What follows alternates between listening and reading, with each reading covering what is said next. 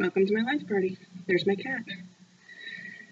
Alright, so I just put these jams on the other day, but I'm going to show you how to remove them and reapply them the easiest way I know. The best way that I know. So, this one I did put on a little crooked, so I'll just do this one. I've already cut mine already, and Wyatt's here, so I'm sure once he figures out what I'm doing, he'll be over to say hi. So what I love about these is you can do them with the little minions running around without having to worry about smudging your nails. So what I'm doing basically is just breaking the seal around the cuticle so I can get some stuff under there to get it off. You can use Dawn dish soap, coconut oil, olive oil. I am not a stickler for acetone, so I just use straight acetone. Just for a couple seconds. Doesn't take that long, and this is the easiest removal ever. Love it. What do you do? My thumb is bigger than the floss pick, actually. That's all we do. You might need to put more oil or more acetone or Dawn dish soap, just so you're not peeling. This one. That's all we do. No damage. None at all. Might have a little bit of a sticky residue still, but that's kind of normal. Just wash her up. No biggie. Surprised Wyatt hasn't come over. See what I'm doing yet. So then we push back our cuticle.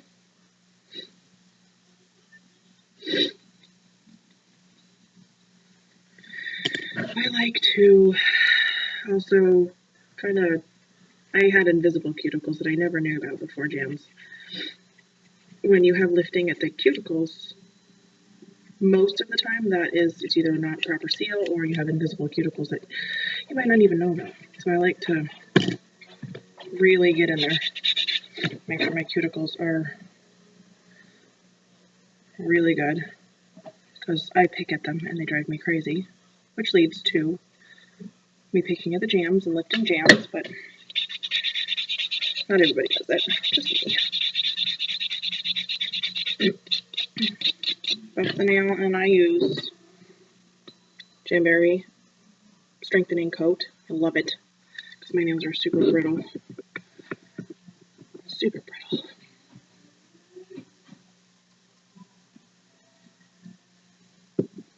Turn on my heater to help dry it. A heater that you can't hear that I love. You need a heater. If you don't have one, you need a heater. It's fantastic. The strengthening coat dries really fast. And I usually do 2 or 3 coats because I have very, very, very brittle nails. And that's the hardest part that I have lately with my jams, is my actual nail breaks. And then I end up picking at it, and it's not fun. So I try to carry clippers with me everywhere, just in case my nail breaks. I try to keep my nails, never thought I'd have this problem, I try to keep my nails shorter so they don't break. But it's not the jam breaking, it's my nail breaking. I love brittle nails. Okay. Finish that drying. I already have this one cut because I used it on my thumb already before, but these are my Ninja Turtle nails. Yes, my Ninja Turtle. Like, you want to make sure that the jam is the right size. So, let's dry first. This jam, obviously too small. Pizza jam, way too big. Having a sliver of nail is okay.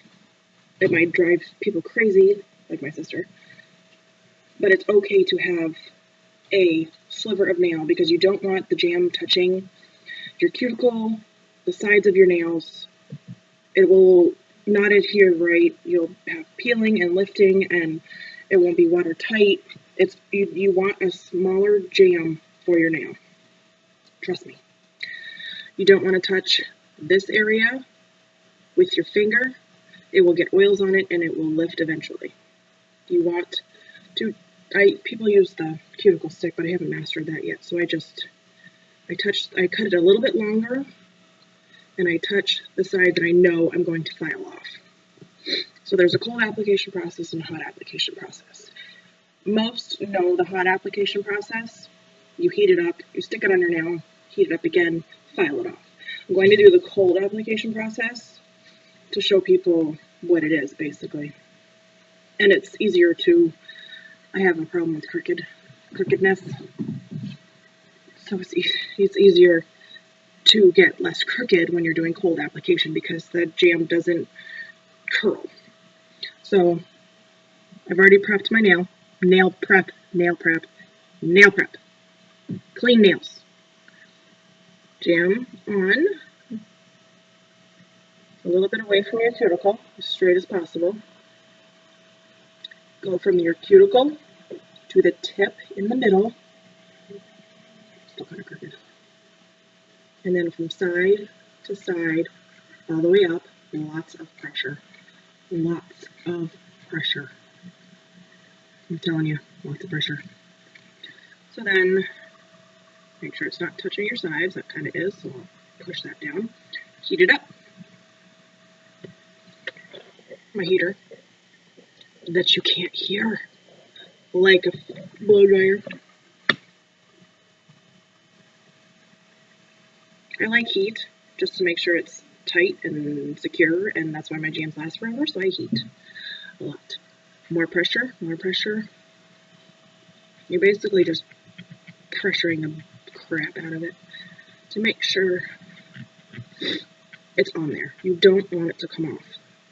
The more pressure and the more heat you get, the better it is. Trust me. And then I used to cut, and then I had lifting. So now I file. 90-degree angle. File down. Down. Not side to side. Side to side, you break the seal at the end. File down. But then, I didn't cut this one the right length, but the ends will crumble off. Don't pull, because then you break the seal. It's really easy once you get the hang of it, I swear. I promise. If you have ends that you don't, like nail biters or short nails, can't really file. So like I have a little bit here that the nail's short. Cut at an angle down to make sure you're not busting the seal. Keep filing. I like to get my jams a little bit shorter than my actual nail, so I file kind of at a different angle. Again, it doesn't bother me. Some people it bothers. Because I really, really, really want the seal. You can kind of see. You can kind of see that there's a little bit of nail showing. And I did touch the side of my nail with this. If you have a bubble that you find immediately, take a cuticle pusher, heat it up, and rub it out. Rubber cuticles are better, but I lost mine. Rub it out. You can use this side too. It will work. Then you don't have bubbles. I like to buff the ends just so I don't get any snags. And I promise it really doesn't take 10 minutes just to put one jam on, but I'm illustrating it, so it does that. Jam. Done. So simple.